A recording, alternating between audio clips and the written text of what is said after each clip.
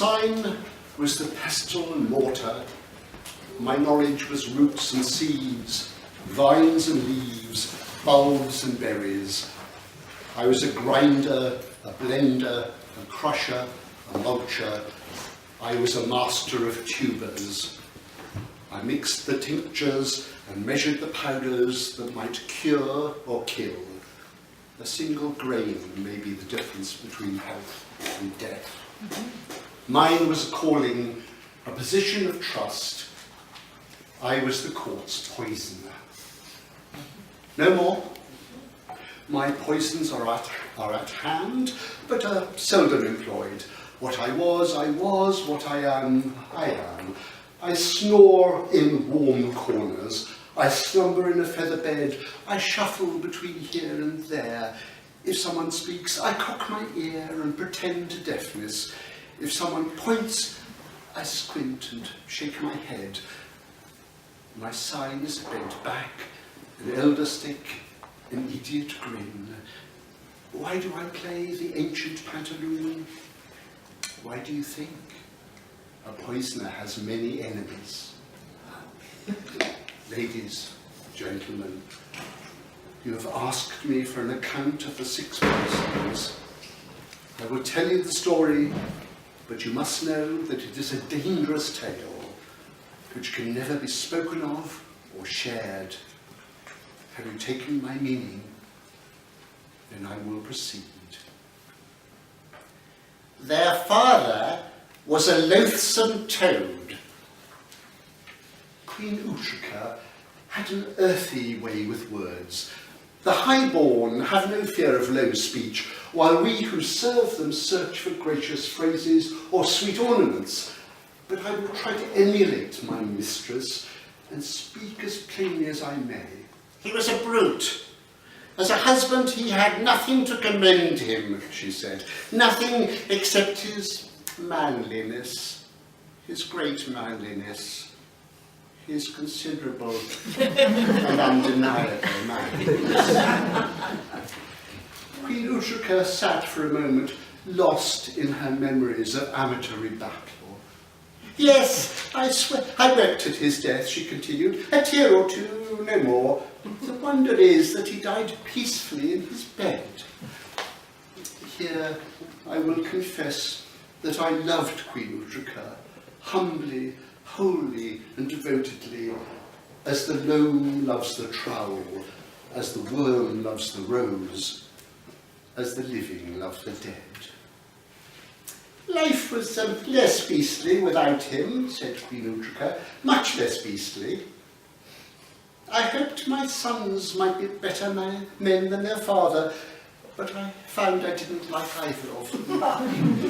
The Queen sighed deeply. I wasn't made for motherhood, she said. How I adored her. Hector and Cyril. What foolishly mistaken names we gave them. Hector was to have been a hero, but he was as limp as a wilting lily, pale, frail and feeble. Although it should be noted, something of a scholar. He excelled at poetry and music. Mathematics was too vigorous for him.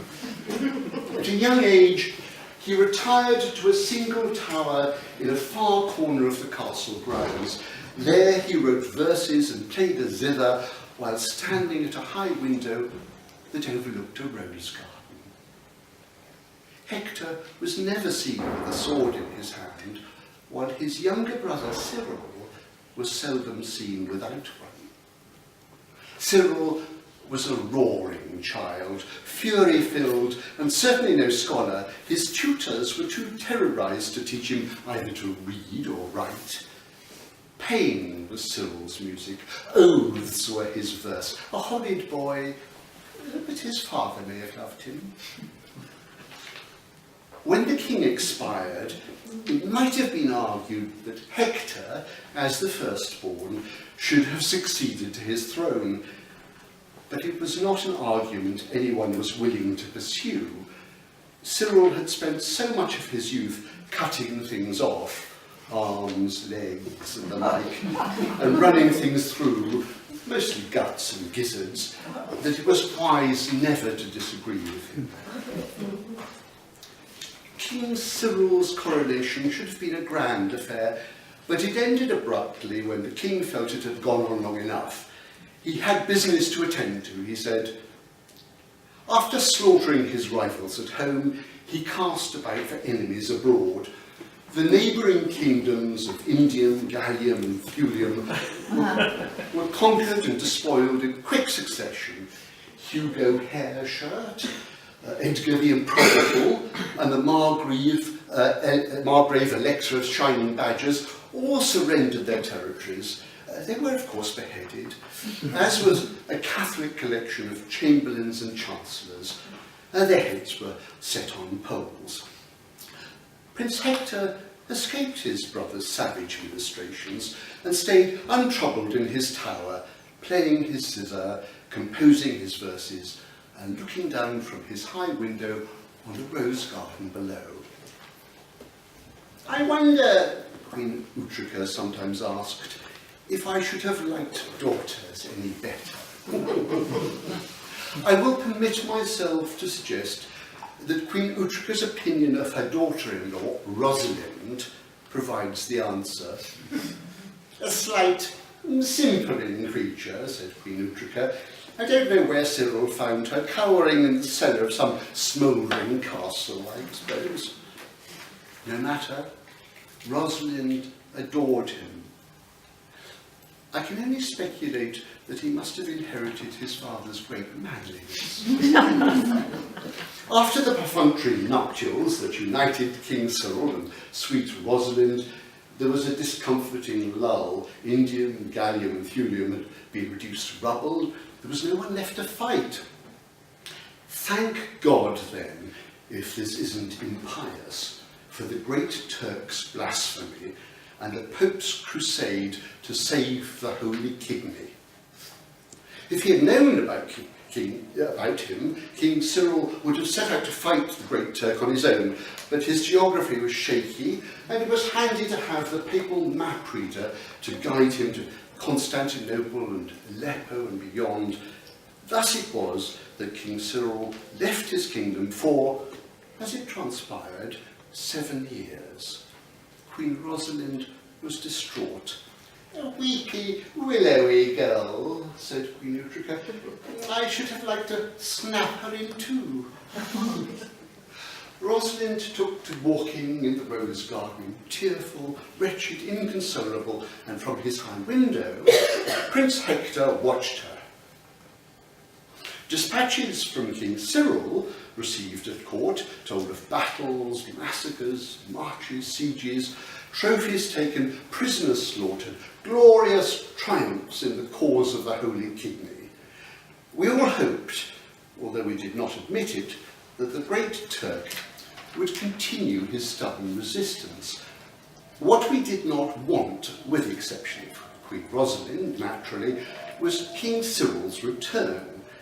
Nor did we want him dead. Were King Cyril to be killed, chaos might be unleashed. 100 clans and factions would twitch to life and, like reattached limbs, writhe and wrestle to take his lands. No, we needed King Cyril to be living, but not here. Is not God good? This was our thought when first we heard the news that King Cyril had been captured by the Great Turk. It seemed an answer to our prayers. He lived, but far away in a deep dungeon. If we had known that the Great Turk, a chivalrous gentleman, had not in fact confined his prisoner in darkness, but permitted him to wander through the luscious foliage and sweet fountains of his courtyard, it might not have troubled us, although it should have done. For a period, life was blissful. Harvests were good, taxes were collected, our lives at court could be enjoyed to the full. Rosalind, it is true, remained in her state of misery, but now she was joined in her walks around the rose garden by Prince Hector, who had descended from his tower to commune with her. and then disaster. News reached us that King Cyril had escaped, or, as we were later to learn, his escape had been effected by Fatima, the daughter of the Great Turk. She, it seems, had spied the prisoner walking day after day in her father's garden and fallen in love with him. It was an unlucky turn of events. In a month or two, King Cyril, accompanied by Fatima, who naturally was now his lover, returned to his kingdom. If you have read the Chronicle, you will know what happened next. The official history is most touching. Fatima, the Great Turk's daughter, loved King Cyril as much as any woman could, while Rosalind's joy at her lord's return was such that she happily forgave her husband's love for his saviour. She too loved Fatima, and Cyril loved them both. He had no wish to choose between them, and so he sought a dispensation from the Pope to take a second wife, which, in recognition of his service in the matter of the Holy Kidney, was granted. Cyril and Fatima were joined in holy matrimony and shared their bed with Rosalind, a loving trinity. Ladies, gentlemen, you must know that what one reads should not always be believed. Nonetheless, King Cyril was a much changed man. Whether he had been chastened by captivity or civilized by the Great Turk is not for us to judge. And although he didn't learn to read or play himself, King Cyril could now be seen with his head in Fatima's lap, while Rosalind sang sweetly or read verses of her own composition. If Rosalind frowned, King Cyril, resting beneath fragrant Fatima's soft bosom, saw nothing. When Rosalind approached me, I sought Queen Utrica's counsel. Matrimony is a sacrament, said the Queen. It is your duty to restore propriety. The stems of powdered monkai, picked at dawn, served Rosalind well, and Fatima died in frightful agony. King Cyril, it seems, had favoured the Great Turk's daughter above adoring Rosalind, and although much reformed, his course was clear.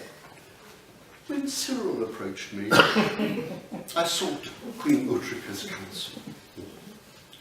The king is the agent of the Almighty, said the Queen. It is your duty to serve him faithfully.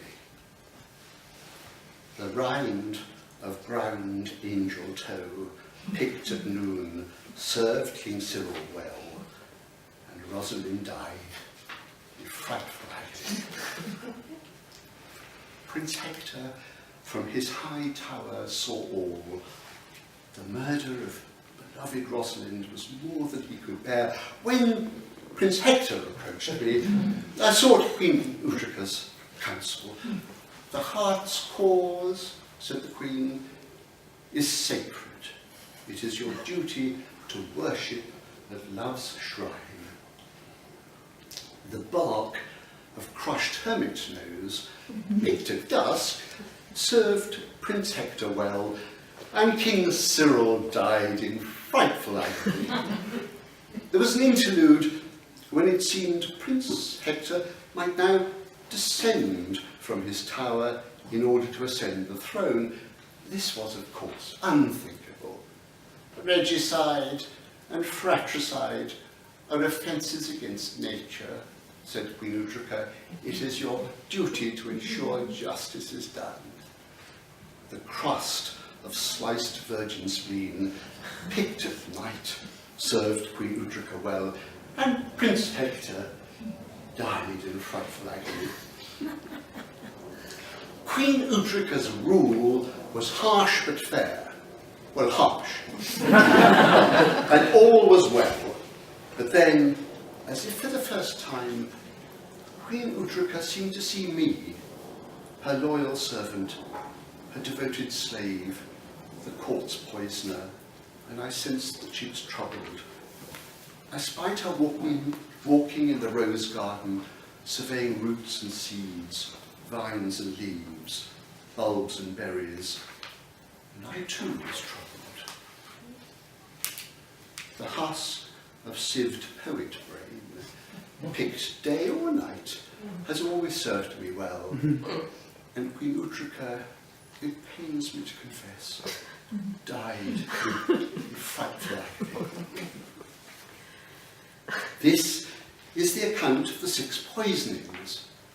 Ladies and gentlemen, I ask you to raise your glasses to poisoners and their melancholy profession. Drink deep, drink long. That is good. Ah, you've been counting. The fragrant Fatima, love-lost Rosalind, Cyril, Hector, and my beloved Queen. That's 5 poisonings, you say. Drink deep, drink long.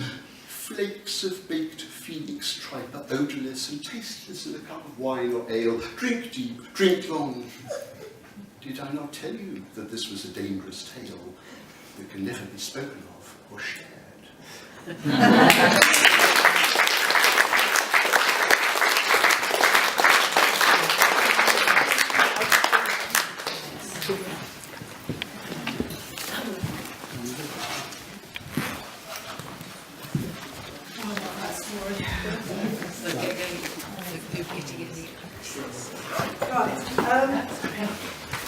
Nichol isn't the only person who needs to leave very promptly, so we had got some songs curated against stories that happen later, but Ian and Sarah are going to sing them now, and you're going to have to guess where they come from.